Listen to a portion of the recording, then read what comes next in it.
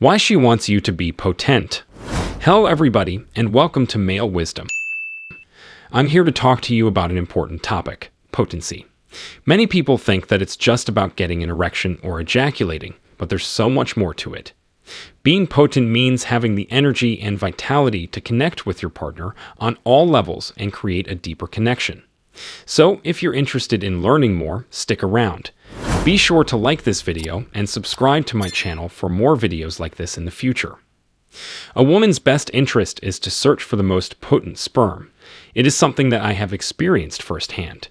They have an innate capability of detecting high-quality sperm, which produces an aphrodisiac effect when combined with honey, heroin, and cocaine. God has programmed their biological body to respond immediately to a man of this kind by producing sperm of the highest possible quality. Their family tree is dependent on it. When you hold your sperm, logic dictates that you should do so.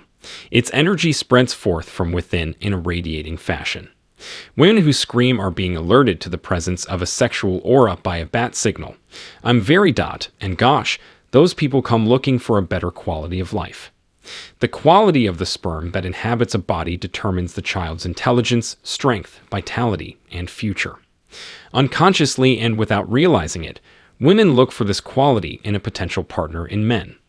The only thing they are aware of is that they sense a spark of heat or that there is something about him. They can convey how they feel about that man, but they rarely can explain why they think that way. I have an effortless ability to attract women. Most guys would call dime pieces, but it's just normal for me. I don't get anxious because the power within me makes me very calm, collected, patient, and in control. I have sexual discipline. If you ever do it, it is by far the most difficult challenge you will ever take on, since most men don't. Everything else in life is easy compared to not being self-stimulated and not watching pornographic materials. You realize that you are the prize because women start pursuing you so many ways that it won't spoil the surprise for you. They make it so easy to take the next step in the whole game. They'd follow my lead and do as I say. I dress plain, my haircut is average, I'm not balding by any means, and yet women can't get enough of me because, in their words, I'm so charming, full of personality, and I say less than the first sentence of this response to them. You also realize that all society told you about male-female relationships was a lie, and that all the hoops you thought you had to jump through were designed to keep you feminine. The most powerful tool at their disposal is pornography and telling men that it's okay to bust a nut many times a week to clear the pipes and prevent prostate cancer. Think of it this way. We attract women not just because of their looks, but because she shows signs of fertility, which is reflected in their watches, wide hips, giving birth, huge breasts that can feed the baby, lovely buttocks, smooth, soft skin, and healthy long hair. We're attracted to those assets because it represents fertility for us. It's more visual for women. It's more energetic. Yes, they love a guy with muscles, but my friend, who is nothing but power, saw with his own eyes one of his girlfriends desiring me, and I'm half his size and weight. He hasn't had me around his lady friend for a while. I wonder why. In some cases, they'll be a bit bolder if they can't help themselves, but usually you still have to make the initial approach, which they make simple, fun, and easy to do. It no longer becomes a game. It just feels natural, as God intended. They'll ask if they can touch, hug, laugh, and tease you. They'll make it easy to make a move if you so choose. Challenge yourself to go for 40 days like in the movie, or even better, 90 days. Don't get cocky. It is not easy, but if you can pull it off your first time, I'll give you 20 cash out of my pocket because I don't know any man who's been able to quit pornography and not ejaculate for 90 days straight without screwing up at least once. It doesn't get easier either, but you get used to the feeling of being alive and powerful, that the feeling you get after you come no longer interests you, but the desire to do so is always there. It takes time to do this. I assure you, I wouldn't type this extended response if it weren't.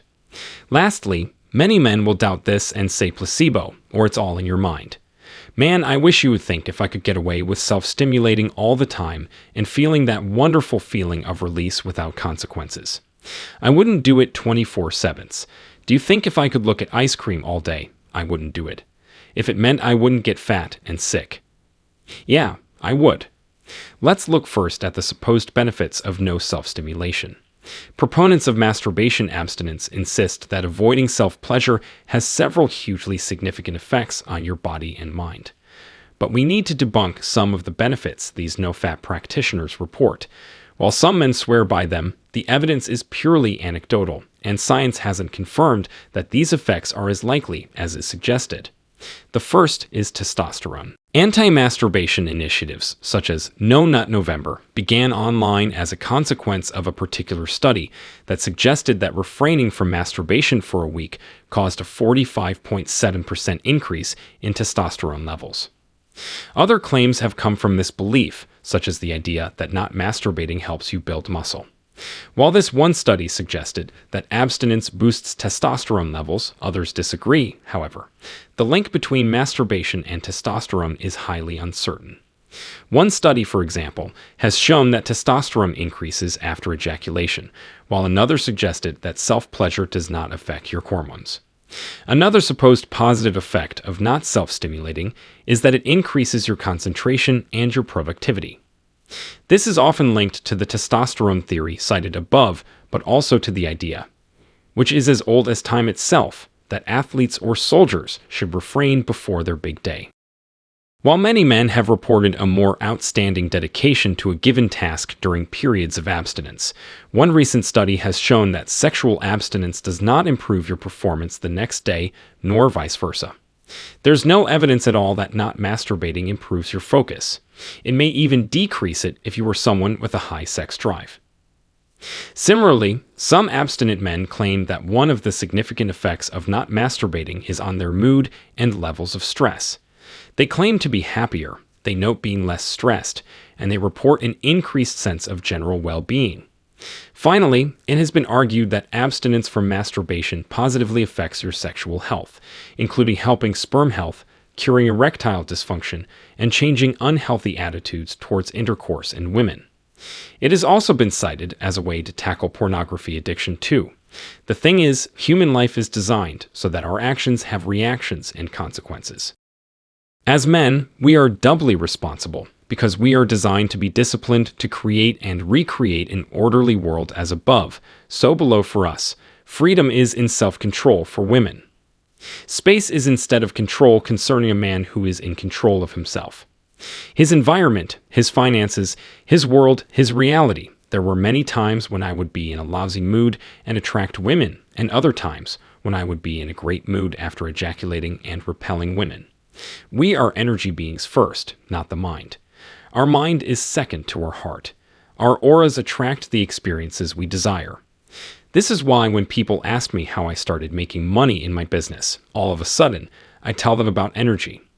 All this think positive stuff is cool, but I know plenty of people who think positive but are broke, just like I know a lot of cool guys who think positive but have a hard time attracting women.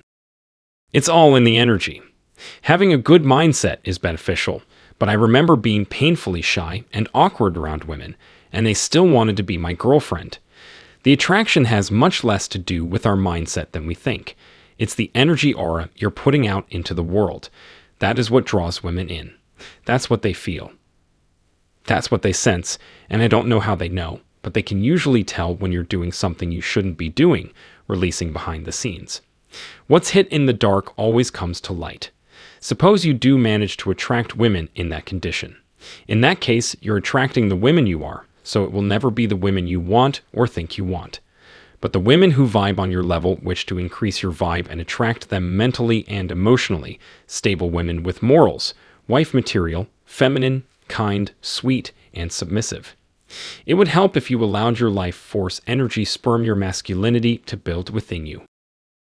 So those types of women drawn to that energy will come to you. So stop with all this placebo, or it's in your mind, because if that's all it was, we would all be self-stimulating, watching mature content, and have intercourse all the time. And in this video, I'm going to talk about a little-known secret that can help you attract women using the law of attraction. Many people don't know this, but retaining your semen will increase your sexy energy and become more attractive to the opposite gender. Be sure to check this video out and find out more.